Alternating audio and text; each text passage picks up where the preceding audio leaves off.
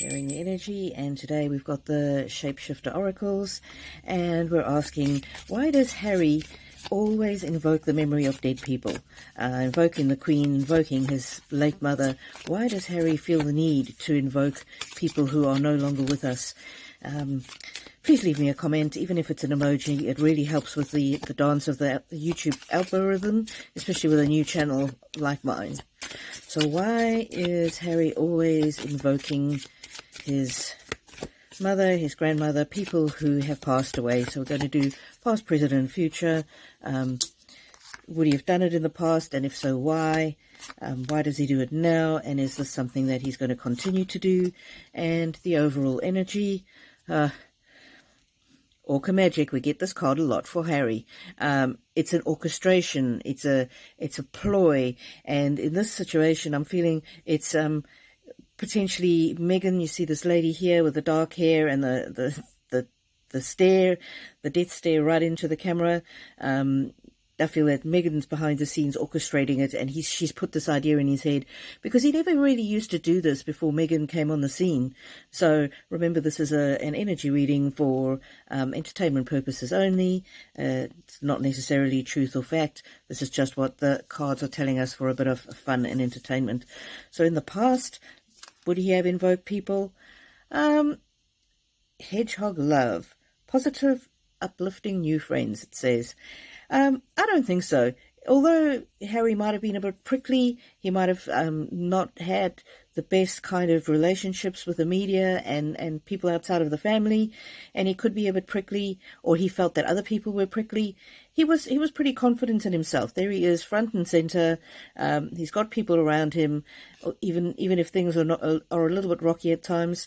He feels confident in himself, and he's sitting right up right there, and no, he wouldn't have done that. And let's see what the second past card said.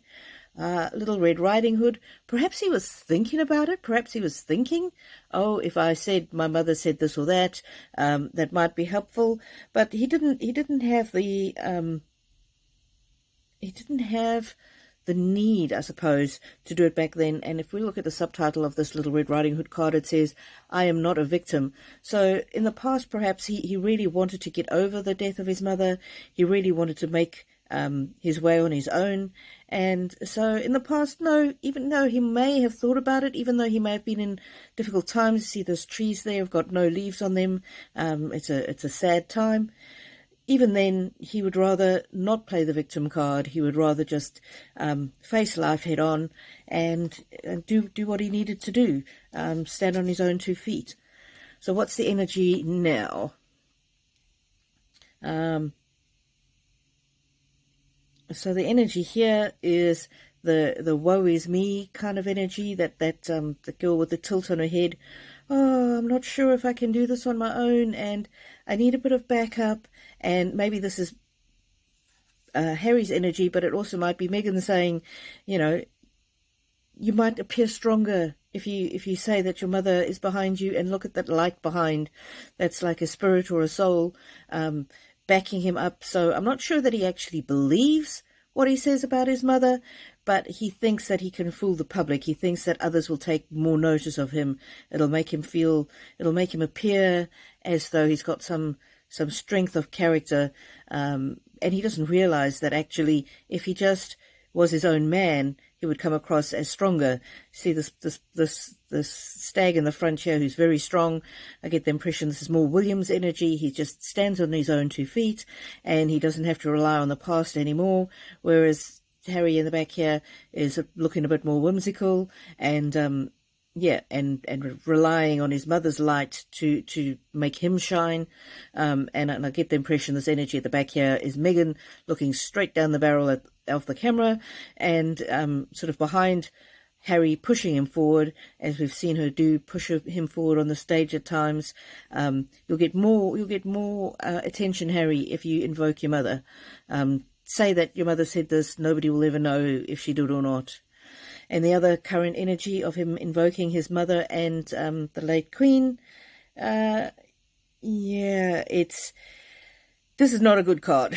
The energy in this card, I've never had this card before since I've been started doing royal readings here, but it's this raggedy straw man at the back. It's a straw man argument. I'm a lawyer in my other life, and we talk about a straw man argument in the law, and this is when an argument that doesn't actually hold up, an argument that is doomed to fail.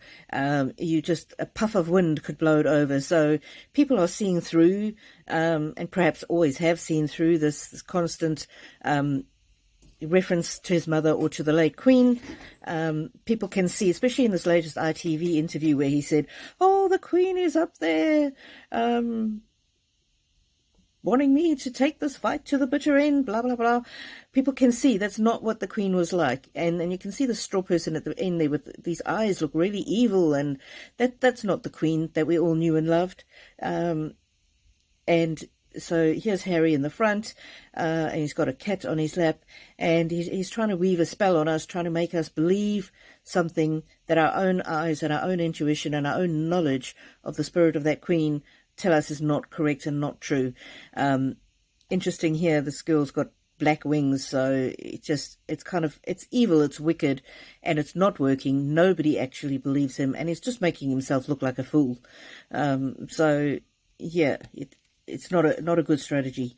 And then in the future, is he going to keep doing this in the future? Beauty and the Beast. So we've got the Beast at the back and Beauty in the front. I'm getting that this is Meghan's energy and this is Harry. She's pushing him to the front. She's pushing him forward. She's saying, keep doing it, keep doing it. People will think that you're you'll get all the sympathy.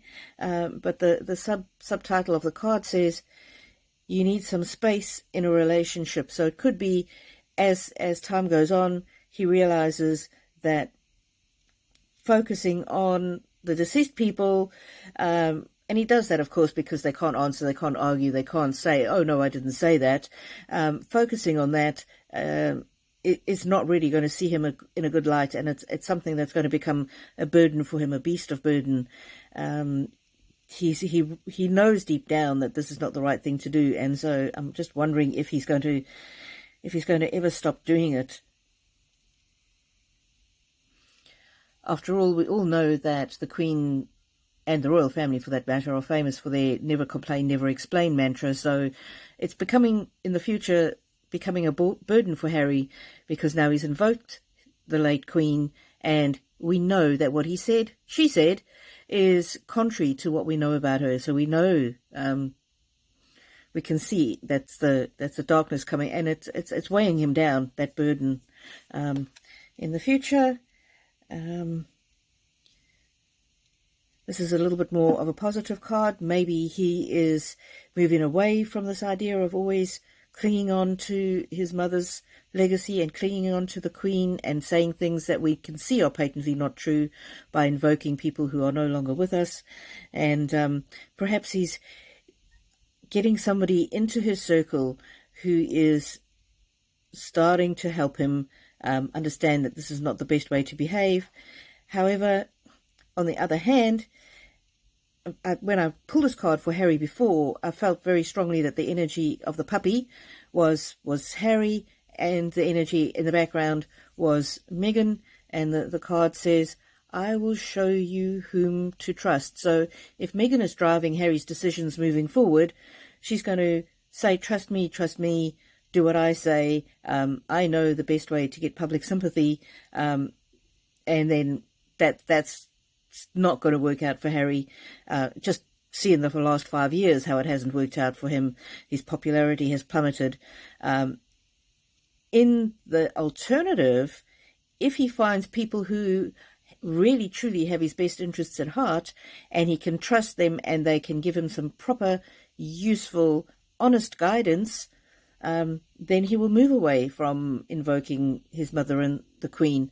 And it's interesting here in the background, I haven't noticed this before, it's a little structure, but it looks like a carriage, like just reminding me of Cinderella, and the pumpkin, the carriage turning into a pumpkin at midnight. So this to me represents that the public is losing patience with Harry and his shenanigans, and if he's going to turn his reputation around, he better hurry up and do it soon, because we can see through the orchestration that is happening behind the scenes.